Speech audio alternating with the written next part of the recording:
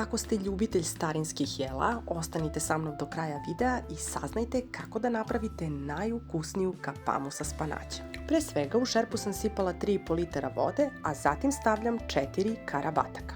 To ide na kuvanje, tako da od ovoga pravim i preukusnu pileću supu. Naseckala sam 1 glavicu crnog luka, šargarepu, malo paškanata i celera, kao i 1 manji kron. To ostavljam da se kuva na laganoj vatri, a sada krećemo sa pravljenjem kapame. U šerpu sipam malo ulja, naseckala sam 1 veću glavicu crnog luka, oprala 500 g spanaća, luk sam dinstala nekih 10 minuta, sada ubacujem spanać. Mešam varjačom i postepeno dodajem ostatak spanaća. Vidjet ćete, ovaj tradicionalni specijalitet prepun je bogatih aroma, kremaste teksture i hranjivih sastojaka. Čak i ko nije ljubitelj spanaća, pripremljen na ovaj način, sigurno će zavoleti. Poklapam i ostavljam da se dinsta nekih 15 minuta, ali uz povremeno mešanje. Dok se dinsta spanać na laganoj vatri, prelazim na pirinač. U činiju sipam 250 g pirinča, koristim dugozrno, ali vi možete i oblo. Dobro sam ga oprala, zatim ostavljam u vodi još nekih 10 minuta. Kada je spanać već gotov, dodajem i pirinač.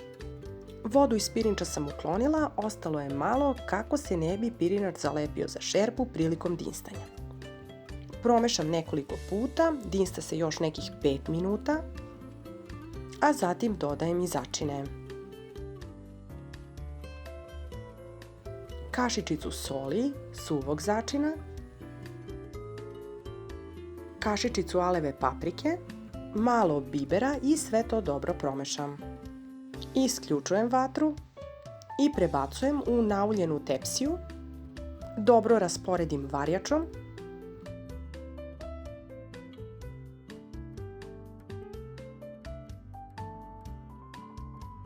i dodajem 1 litar hladnog mleka.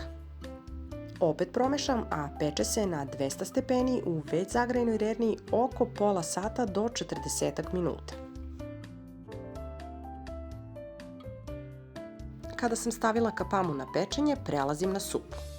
Stavljam 1 pileću kocku za supu, kašičicu soli, suvog začina, bibera i na vrh kašičice belog bibera. To sve dobro promešam. Nasegla sam i malo pilećeg kuvanog mesa. Dodajem po ukusu i sitno seckanog peršunovog lista. Kada je došlo do tačke ključanja, stavljam i šaku rezanaca za supu. Kuva se još nekih 5 minuta, zatim dodajem i 3 kašike maslinovog ulja. Isključujem vatru i pileća supa je gotova. Sada karabatake prebacujem u nauljeni zemljani pekač. Kuvali su se nekih 45 minuta, prelijem ih sa malo ulja, stavim malo soli i bibera. Preko piletine stavljam i par nasečenih krompira, začinila sam ih sa malo ulja, soli i slatke aleve paprike.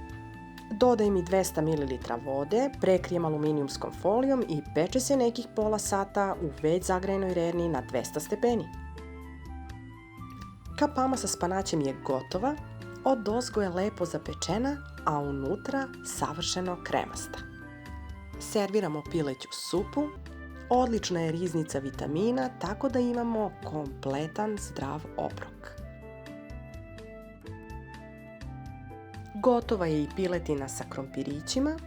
Ovo je zaista odličan spoj mesa i povrća, tako da ako vam se dopao recept, možete zapratiti kanal Enina kuhinja, Eni's Delight, za još puno ukusnih i kreativnih ideja.